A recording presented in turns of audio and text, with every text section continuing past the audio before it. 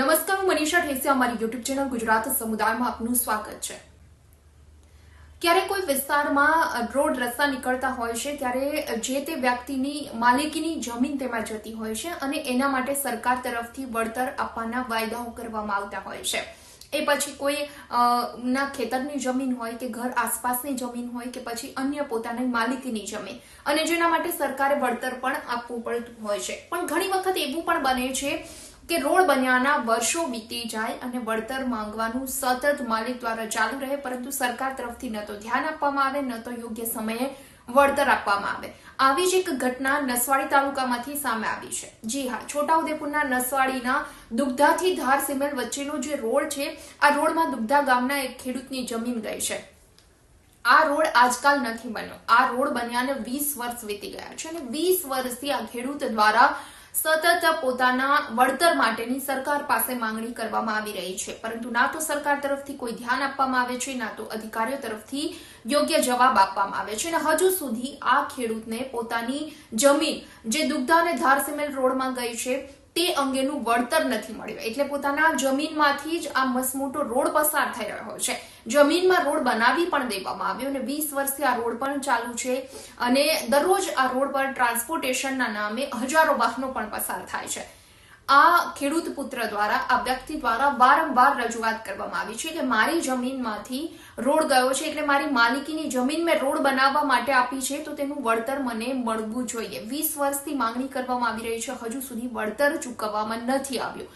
ત્યારે હવે આ ખેડૂત પુત્ર મેદાને આવ્યા છે અને તેમણે આ રોડ બંધ કરી દેવા માટેની ધમકી આપી છે। આ એમનો આક્રોશ છે, આ એમનો રોષ છે। દુગ્ધા ગામના ખેડૂત પુત્ર રતિલાલ ભીલ કે જેમના બાપદાદાની જમીન આ દુગ્ધા ધારસિમેલ રોડમાં ગઈ છે, એટલે એમનું વળતર માંગવા માટે છેલ્લા ઘણા વર્ષોથી તેમના પિતા અને તેમના દાદા બંને સરકારી કચેરીઓના ધક્કા ખાતા જ રહ્યા। તેઓના અવસાન બાદ પણ તેમને તેમની જમીનનું વળતર ન મળ્યું, એટલે હવે પુત્ર રતિલાલ ભીલ મેદાને પડ્યા છે અને તંત્ર સામે તેને ચીમકી ઉચ્ચારી છે કે જો તેમની જમીનનું વળતર તેને નહીં ચૂકવવામાં આવે તો 1 મહિનાની અંદર આ રોડ બંધ કરી દેવામાં આવશે।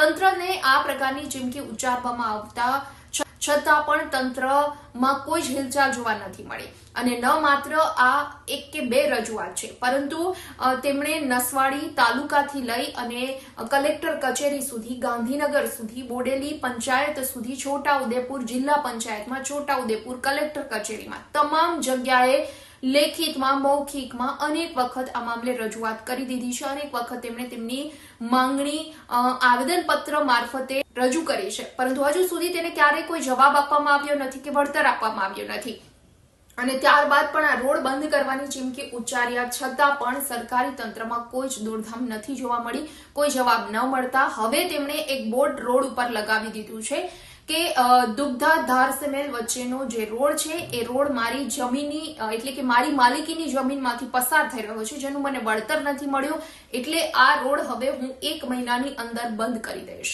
આ પ્રકારનું બોર્ડ લગાવતા હવે આ મુદ્દો આદિવાસી વિસ્તારમાં ચર્ચાનો વિષય બન્યો છે। આસપાસના વિસ્તારના લોકો પણ આ મુદ્દા પર ચર્ચા કરી રહ્યા છે। ત્યારે હવે જોવાનું રહ્યું કે આગામી સમયમાં આ મુદ્દાનો અંત કેવી રીતે આવે છે, કારણ કે જો આ રોડ બંધ થયો તો ઘણા બધા લોકોને અસર થવાની છે, કારણ કે 100 આસપાસના ગામડાઓ રોડ સાથે જોડાયેલા છે। દરરોજ શાળાએ જતા બાળકો, શિક્ષકો અને અન્ય વાહન વ્યવહાર આ રોડ પરથી સતત ચાલુ જ રહે છે, એટલે આ રોડ બંધ થાય તો ઘણા બધા ગામડાઓને અસર થવાની છે।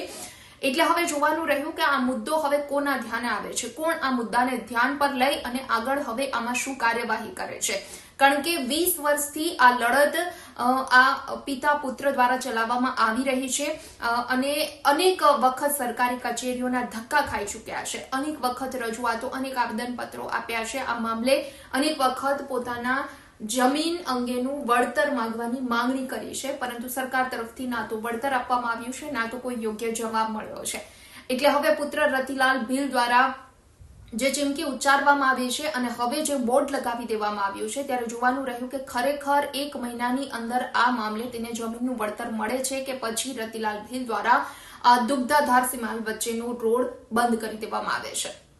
વિડીયો પસંદ આવ્યો હોય તો લાઇક એન્ડ શેર કરવાનું ભૂલશો નહીં અને ખાસ અમારી ચેનલ ગુજરાત સમુદાયને આપ સબસ્ક્રાઇબ કરી લેશો। આવતીકાલે કોઈ નવા ટોપિક પર ચર્ચા કરીએ।